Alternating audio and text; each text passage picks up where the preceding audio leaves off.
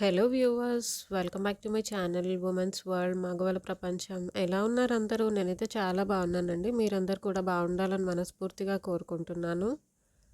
ఇవాల్టి మన వీడియోలో సబ్బును కనిపెట్టక ముందు ప్రజలు బట్టలు ఎలా ఉతికేవారో ఈ వీడియోలో మనం తెలుసుకుందాము. ఇంకెందుకండి ఆలస్యం, మరి వెళ్ళిపోదాం పదండి వీడియోలోకి.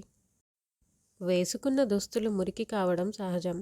అలా మురికి అయిన దుస్తులను మళ్ళీ వేసుకోవాలంటే మాత్రం తప్పనిసరిగా ఉతకాల్సిందే.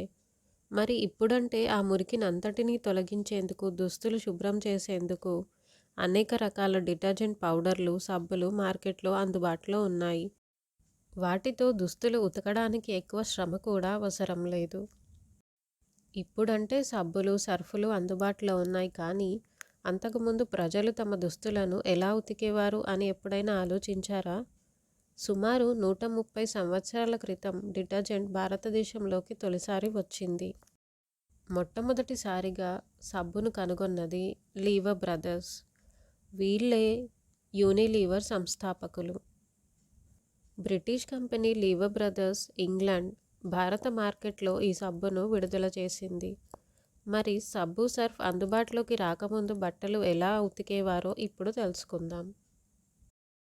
భారతదేశంలో 1897వ సంవత్సరంలో మొట్టమొదటిసారిగా మీరట్లో స్నానం చేయడానికి, బట్టలు ఉతకడానికి అవసరమైన సబ్బు, సర్ఫును ఉత్పత్తి చేసేందుకు ఒక ఫ్యాక్టరీని స్థాపించారు. కానీ సబ్బు రాకముందు భారతీయులు తమ దుస్తులను సేంద్రియ వస్తువులతో శుభ్రం చేసుకునేవారు. అప్పట్లో ఎక్కువగా కుంకుడుగాయలను ఉపయోగించేవారు.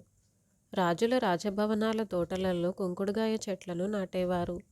దాని పొట్టు నుండి వచ్చే నురగతో మురికి బట్టలను శుభ్రం చేసేవారు. అది దుస్తులను మెరిసేలా చేస్తుంది. నేటికి ఖరీదైన పట్టు వస్త్రాలను శుభ్రం చేయడానికి కుంకుడుకాయలను ఉపయోగిస్తూ ఉంటారు. ఇది జుట్టు కడగడానికి కూడా ఉపయోగపడుతుంది. కుంకుడుకాయలు అందుబాటులో లేనివారు మాత్రం బట్టలను వేడినీళ్లలో నానబెట్టేవారు. ఆ తరువాత రాళ్లపై కొడుతూ మురికిని పోగొట్టేవారు. ధోబీఘాట్లలో నేటికి సబ్బు, సర్ఫ్ లేకుండా పాత పద్ధతిలోనే బట్టలు ఉతుకుతున్నారు.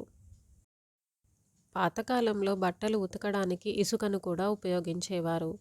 రెహ్ అనే ఒక రకమైన ఖనిజాన్ని బట్టలు ఉతికేందుకు వాడేవారు. ఇందులో sodium sulphate, magnesium sulphate, calcium sulphate ఉంటాయి.